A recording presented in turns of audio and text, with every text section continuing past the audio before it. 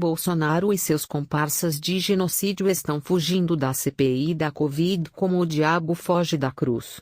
Também pudera, com tantas provas fabricadas durante mais de um ano de pandemia, os cúmplices do genocídio temem passar os últimos dias de vida na cadeia. A quantidade de provas do genocídio é avassaladora.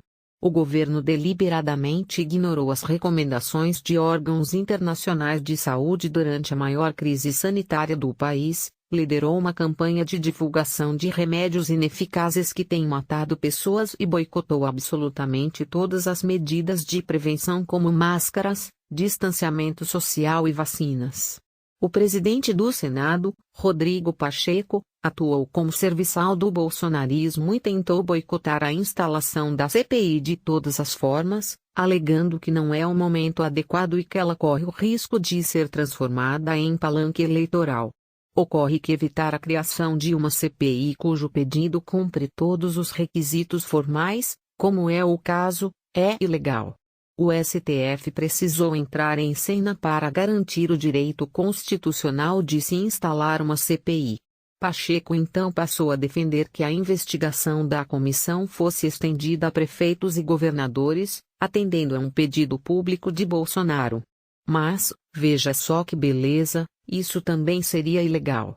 A Secretaria-Geral da Mesa deixou claro que o regimento interno impede que senadores investiguem governadores e prefeitos em uma CPI. Quantas ilegalidades mais Pacheco defenderá para cumprir seu papel de capacho da extrema-direita? Apesar das tentativas de boicote, não há mais como o bolsonarismo escapar da CPI da Covid, que tem sido chamada de CPI do genocídio. Acuado, Bolsonaro voltou a fazer bravatas golpistas, disse que o país está no limite e aguarda uma sinalização do povo para tomar alguma providência. Falou em golpe de maneira cifrada, mas a turba extremista entendeu exatamente o recado golpista. A tag número "Eu autorizo" o presidente passou a ser alimentada pelas milícias virtuais de sempre, indicando apoio a uma possível ruptura institucional liderada pelo presidente. O temor bolsonarista com a CPI fica ainda mais justificável pela composição dos seus integrantes. Serão 2 senadores de oposição, 5 independentes e apenas 4 bolsonaristas. Os independentes são senadores que já votaram a favor do governo, mas são críticos da gestão atual no enfrentamento da pandemia. O baiano Otto Alencar, do PSD de Kassab, é classificado como independente, mas tem sido um duro crítico do bolsonarismo desde o início do governo. Outro integrante do bloco dos independentes é o amazonense Omar Aziz, também PSD. Aziz é um dos signatários do pedido de criação da CPI e virou um crítico do governo após a inoperância do presidente diante do caos em Manaus. O tucano Tasso Gereissati é mais um integrante do bloco que vem desde fevereiro clamando pela instalação da CPI e já acusou o presidente de cometer crime de responsabilidade ao se aglomerar com o povo no seu estado, o Ceará. O PMDB tem 2 nomes entre os independentes: Eduardo Braga e Renan Calheiros.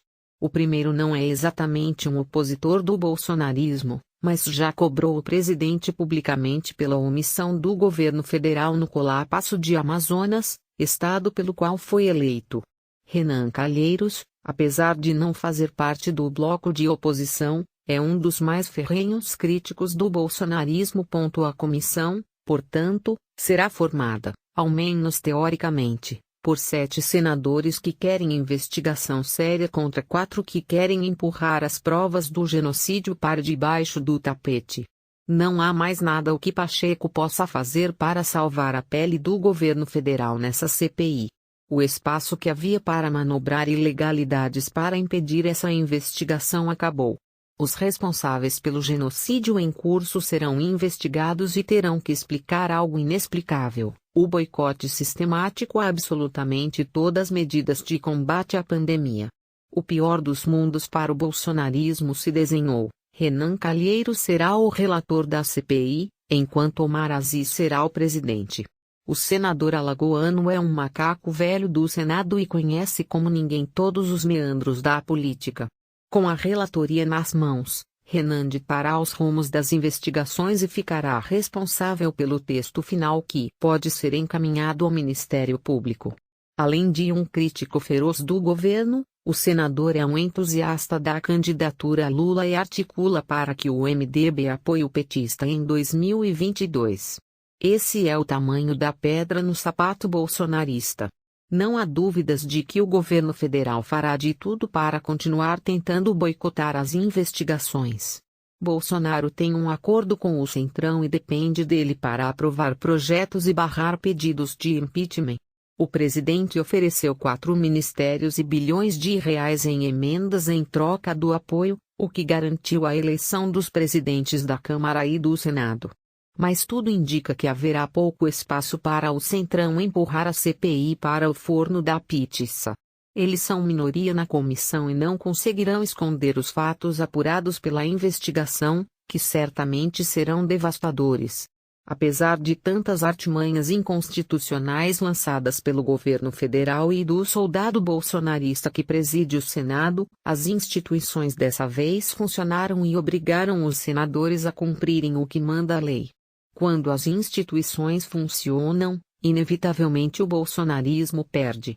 As provas do genocídio são fartas, claras e irrefutáveis. Uma investigação minimamente séria deve resultar em cadeia para os mentores e cúmplices dessa tragédia. Assim, uma nuvem gigantesca e carregada vai se formando sobre a cabeça de Bolsonaro. Resta saber quando virá a tempestade.